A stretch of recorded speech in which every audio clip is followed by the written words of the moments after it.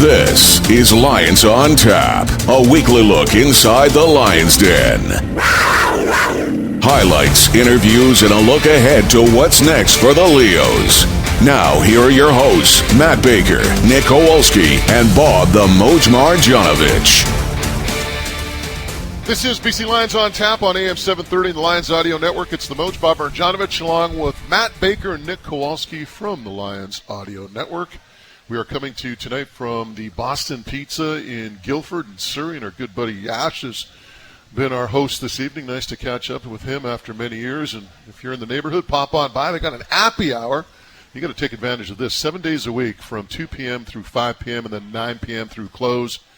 Going to talk a lot of football tonight, Matt Baker. Lions coming off a 19-9 victory against the Saskatchewan Roughriders, and it wasn't a Picasso, but it was a gutty effort, and it was a great win. I always say this: whenever you lose your starting quarterback and you win a football game, you got to get props. Yeah, and win it by 10 points, no less. And the big storyline this week is the quarterbacks and Rick Campbell making that official today. Dane Evans will start. It is possible Vernon Adams may dress as the number 3, but we'll see how the rest of the week goes. So obviously the offense is the focal point, and how do they move forward for that? Dominique Rhymes doubtful this week. We'll get into that later. But this defense, 3 of the wins, single-digit points allowed only to the opposition, and another game where they keep the opponent out of the end zone. This is great stuff. Nick Kowalski, you were on the sidelines for that game. Was it as gritty as it looked like from the broadcast booth? Yeah, and there were multiple plays that we saw where defensive linemen were immediately winning their battles, shooting gaps and making tackles for losses. Sione in the first quarter. Woody Barron, I thought, had a terrific game, too. He kind of falls in that Josh Banks category where kind of someone that doesn't get the attention that he deserves or recognition that he deserves on that defensive line. Tibo Debaillie, our guest here, I believe he had a tackle for a loss as well on Saturday. And, yeah, like the tackling was outstanding overall, game, yeah. Right? The corners, for the too. most part, yeah. all year long. Yeah. And you mentioned it, Nick. Our guest tonight here at the Boston Pizza in Guildford is BC Lions defensive lineman Tibo Debaillie, the native of Belgium. We'll get into that in a little bit. Tibo, welcome. Thank you for having me. Thanks for stopping by. First off, just 19-9, pretty gutsy win. Like I said, I imagine the guys probably felt the same way. Yeah, it was a hard game, to be honest, especially with losing VA early, but I'm proud that everybody kept their head cool, just kept grinding, and we got the win. That's most important. Big story for this team this year. I mean, obviously 5-1, but a big part of that is the defense. What is it about your defense that's allowing it to fire on all cylinders right now? I think the main thing is that a lot of the guys from last year are back this year as well, and we play with each other really well. We know each other. We fight for each other, and I can speak for the D-line. We just love playing with each other, and we just go out there and play as hard as we can, to be honest. John Bowman, the position coach for your group, his second year here. A lot of your guys' second, third year back. How much has that continuity benefited the defensive line specifically, Tibo? I think that's a very big part of our success because our D-line is basically almost the same as last year, and we know each other better now. The way like Cherry plays or Banks, I know how to react when I'm playing with them, and I think so far in the season we've been doing pretty good, and I hope we can keep it rolling. You know, the one thing, though, like when you look at the numbers, I mean, everyone's talking about Matthew Betts. Sione Tuiahima, I think, is up to now 4 sacks. But I was talking to Ryan Phillips, your defensive coordinator, the other day, and he said the 4 guys in the middle, you, Josh Banks, Woody Barron, Nathan Cherry. I mean, you guys aren't getting the tackles, you're not getting the sacks, but you're doing so many things for that defense in terms of keeping the linebackers at ease because you're not allowing the linemen to get to the second level. When it comes to the pass rush, you guys are collapsing the pocket with your push, allowing guys like Matthew Betts to come in and get those quarterback sacks and Sione Tuiahima. You don't get a lot of, quote, love, perhaps. Yeah. But you guys know in the room, and your teammates know what you guys mean to the team, right? Yeah, I mean, we inside we just put our hand down. We just get to work. You know, we have a very good rotation going. If I'm tired or somebody else is tired, we have a fresh body on the sideline, and we could just keep it rolling and play every snap with 100% effort. And that's, I think, the main reasons of the success in interior, to be honest. Another standout element to Saturday, at least for me, was the crowd.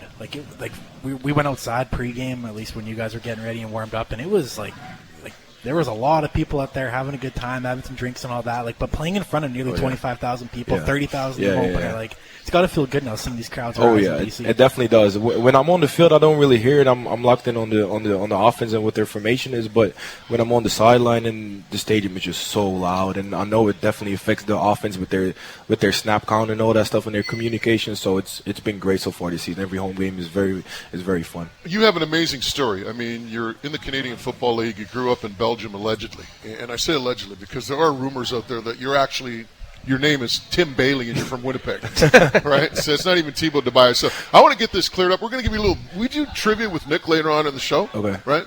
We're going to give you trivia about Belgium, okay? And you got to pass this, otherwise, you're Tim Bailey from Winnipeg, all right?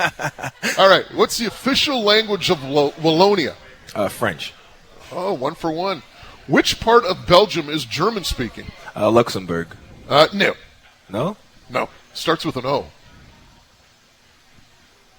See, I told you he wasn't. You stumped him. He's Question not 2. He's not. Yeah. Ostbelgien. You didn't know that one? Okay. Well, they taught me in school Luxembourg. So. When did Belgium become independent? Uh-oh. I'm telling you, he's from Winnipeg, fellas. Like 17-something? No, 1830. Damn. Which king of Belgium was held prisoner by Germany during World War II? Albert. No, Leopold III. Okay, I'll give you this. I'll give you an easy one. These are hard. I'll give you an easy one. What's the longest river in Belgium? I'm telling you, he's from Winnipeg, fellas. Is it the Maas? No, it's not. It's the Schelde. God. Okay. You got to really hone up on that stuff about Belgium. Otherwise, people are going to get suspicious. In all seriousness, though, I mean, you kind of got to pinch yourself sometimes to realize that you're playing professional football in Canada. Yeah, for sure, because this has always been my childhood dream, and now I'm actually living it. And sometimes I can't believe that my job is to just be a football player and just focus on football 100%. It's been great, and I love it out here too. I was reading online that you started playing football with older guys like 2021, yeah. And you were what 15 or something? 12 when I started, yeah.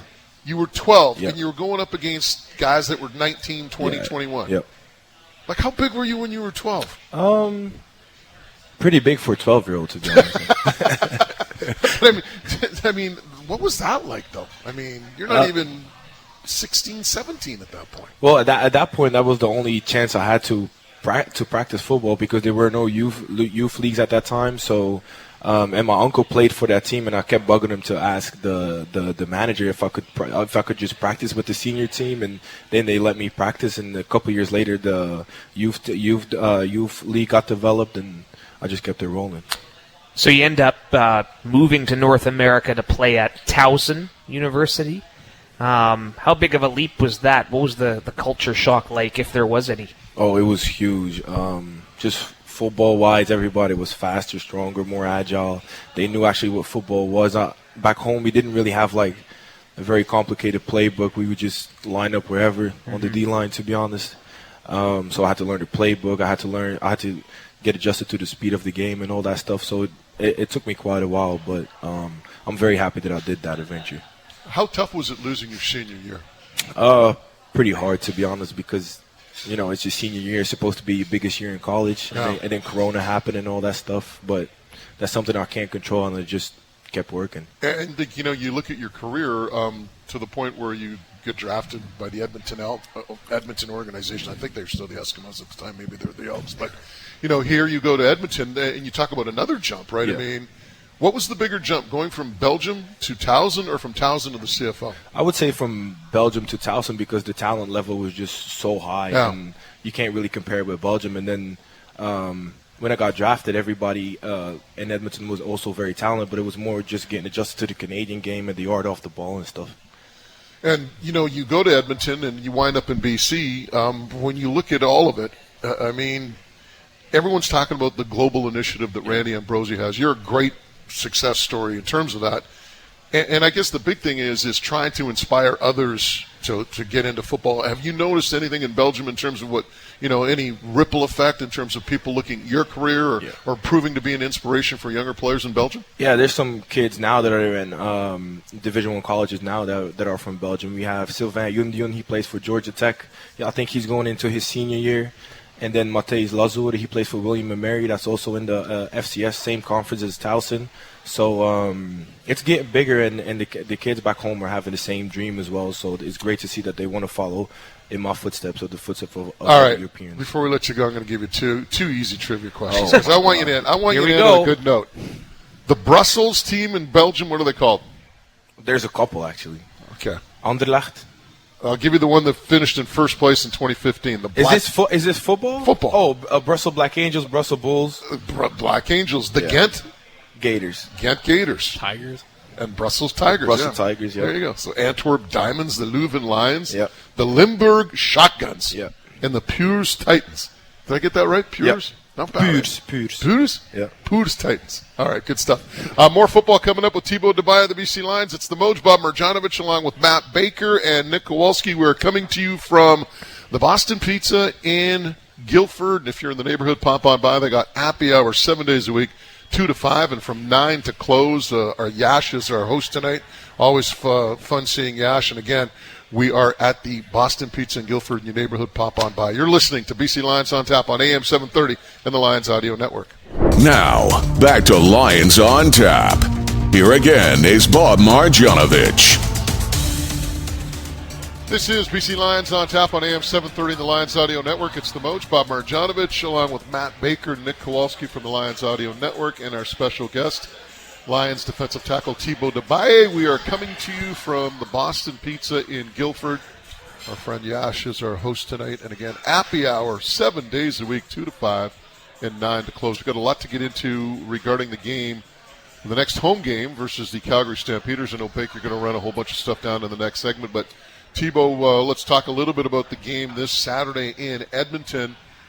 First off, a new quarterback in Dane Evans. Well, not a new quarterback, but a new starter in Dane Evans. Just your thought on the transition going from Vernon Adams Jr. to Dane Evans in this game. Yeah, I feel like the team has 100% trust in Dane's capabilities and all that stuff. So he's very professional as well. He prepares like a pro. He's been in the league for a long time, so we have 100% trust in him. Yeah, and it just gets back to the chemistry with all the position groups that has come before camp. But Rick has talked about the fact that worry about what the Lions have to do, not Exactly. about what the Elks have to do. So that being said, all the talk about their record and they haven't won at home since 2019, that's just on the back burner, right? It's all about the Lions. Yeah, Coach RP says it all the time. Every meeting he says it doesn't matter what they do, what any team does, it matters what we do. And if we execute at a high rate, we'll be successful. You played there, of course. Any extra motivation going back? Maybe last year because it was my first year playing against them, but not really anymore. I've just moved on now, and I'm in a better place. Good answer. There you go. I'll phrase this question not based on what Edmonton's going to do, but what are you guys going to do to stop Taylor Cornelius from scrambling in the pocket? Because we've seen Cornelius with his arm maybe not so hot this season, but he can take off. We saw the last week in Winnipeg. So that's we know he can run, and Coach Bo said today during the meetings that that's one of our emphasis is just to keep him in the pocket, because if he gets out the pocket, that's when he starts making big plays. So we just got to condense the pocket, set the edges, and then everything will be all right. The one thing about your defense, though, and talking to Ryan Phillips, and this kind of plays into even keeping Cornelius in the pocket. A lot of times, and I've seen this, and you've probably seen it in films too, but when you're running those stunts in those games up front, and if you're playing the interior guy and you're running a twist and you got to get outside, and now you got to contain that guy, that's pretty tough to do sometimes. But the nice thing about your defense with RP is he's so confident in your guys' abilities. Most of the time, you guys are just playing stuff straight up. He's allowing you to be extremely aggressive. You're not really complicating things, so to speak. No, we just go out. We just get off the ball as hard as we can, and we don't really, like a lot of people have been saying how good we've been tackling, but we don't practice it a lot. We just have a lot of guys that want to tackle and are good at tackling, and that's about it. It's really not that complicated or anything. We just go out there and do our thing, and that's it. And how much fun is it, though, playing on a defense where your defensive coordinator really doesn't, and I'm just paraphrasing here, but doesn't really care about what the offense is doing. You touched on it earlier. It's what we do. And we dictate to the offense what they're going to do. It's not the other way around. It's some coaches like, we got to do this, we got to do this. RP is saying, we're doing this, let them change to us. Exactly. I mean, when you have that type of attitude as a defensive coordinator, I imagine it just like flows right through the team, permeates right through your defense. Oh, yeah, and we love it as well. It gives us so much confidence because we know Coach RP, Coach Bowman, they trust us 100%. And it makes us play harder for them as well to make them proud and make sure that Coach RP and Coach Bowman, they talk about them as great coaches as well, which they are. And it's just been a lot of fun playing on this defense so far this season.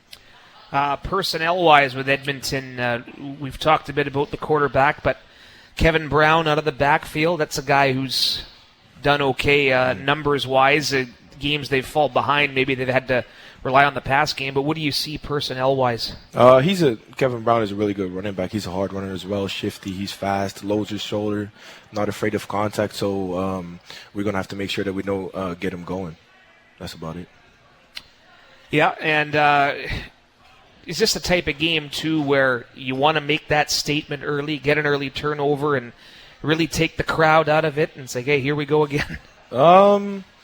Like I said before, I think if we just do what we always been doing this season, I think it's going to be a great game for us on defense-wise. And keep it rolling, right? Yep, that's exactly. the thing. I mean, you're playing with so much momentum and so much confidence right now that if you can continue just with that momentum in that game, and, Edmonton's a team that's looking for a spark. Yep. Right? Coach Campbell always talks about it. He says, every time I ask him, key to the game, he says, getting off to a good start, starting fast. And if you can do that this week against a team that is struggling with its confidence, it only bodes well for you. Oh, yeah. Right? If we can get a couple of quick 2-and-outs, we'll see their reaction after that. Tibo, it's been great having you here tonight. Go enjoy a Boston Pizza courtesy Thank you very much. Thanks for having me. Thanks for stopping He's by. already started, I think. Yeah. By the way, next time I do the trivia on you, I'll take it easy. Yeah, thank you very much. Maybe do a Canada trivia. Hey, you know what? He probably kicked my ass in that, so it's not too far off the fact.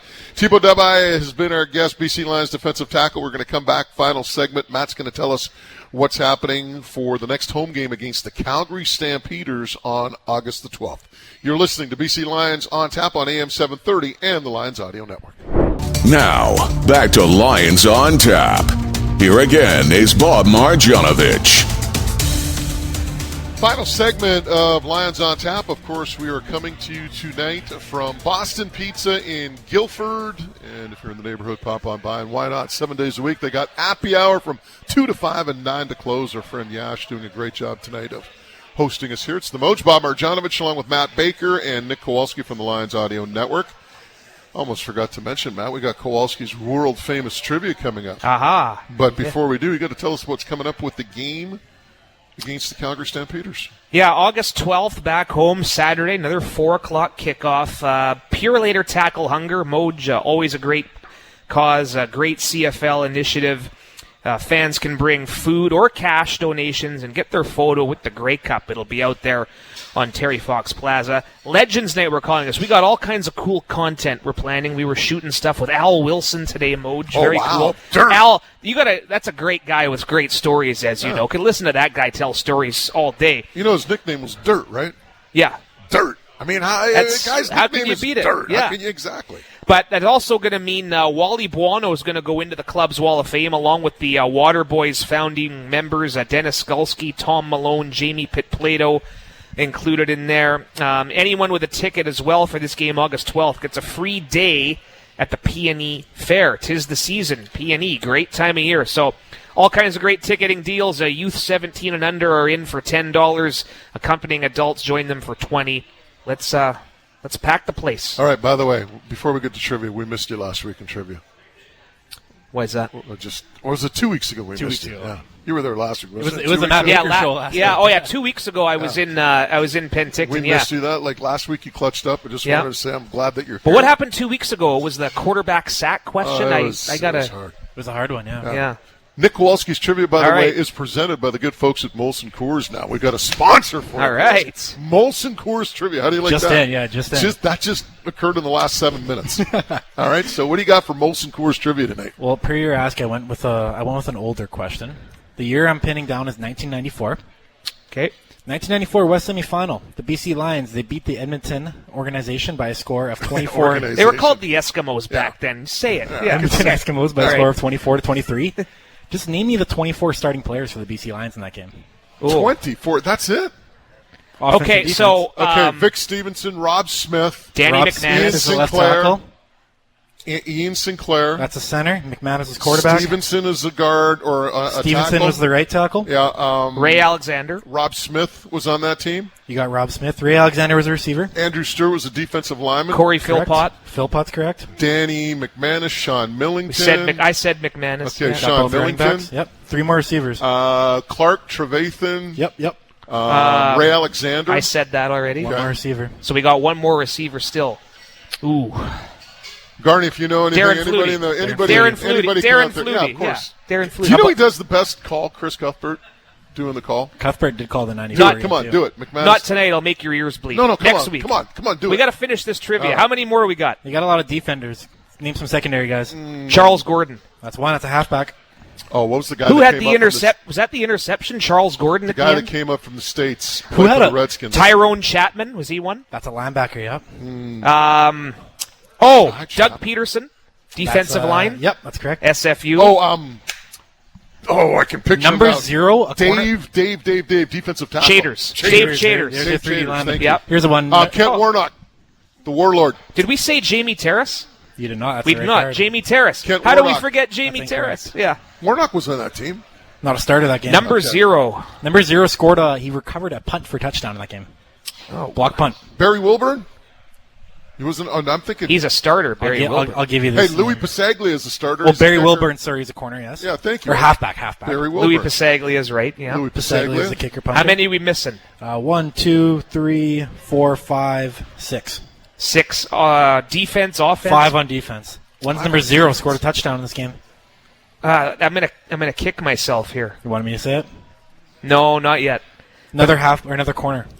DB's on that team. Tommy Europe. Europe. There's There we the go. safety. There's the Done. safety. Tommy Europe. Garnett coming through. How about the left guard? You guys got a name for the left guard? Number 53, long last name. Ruda Huskors. No. Leo Groenwegen. No, Groenwegen Danny was not. Chronolopoulos. Danny Chronopoulos. Chronopoulos. Yeah. You got a linebacker, number 96. 96. DB's number. Initials. Nope. DB's number 20. Initials. Oh, sorry. VR. Virgil Robertson. Oh, yeah, he works for U.S. Customs. Another Virgil linebacker, Robertson. number 91. AS initials. AS. AS. Angelo Snipes. Angelo Snipes. The cornerback you can't think of, Les Brown, scored a touchdown. Oh, in that Les game. Brown. How do we miss And Les then Brown? James Jefferson is another halfback. Okay. that you're Oh, Yeah, we cornerback did in okay game. there. That's We pretty did solid, okay. though. I like that. 24. Come Yeah. on, that's a lot to ask That's a for. good, nice job. There you go. By the way, very quickly, McManus, end zone, touchdown Lions! It's not bad. BC's going to the Grey Cup. There you go. There's my Chris Cuthbert. Stewart. There you Good go. job. All right, thank you very much, fellas. That was fun. We've got to run. Special thank you to Mike Whittingham, executive producer on site after another lengthy vacation this past weekend. He'll be big gone thank you- next week, He'll too, be I think, gone. Yeah, yeah. he won't be in Edmonton. Big thank you to Yash and the folks at Boston Pizza. If you're in the neighborhood, pop on by. Again, they have happy hours 7 days a week from 2 to 5 and from 9 to close. And a big thank you to the folks at Molson Coors as well. You know what I'm going to tell you before we get out of here? Do what you got to do. Just do us a favor. Be safe.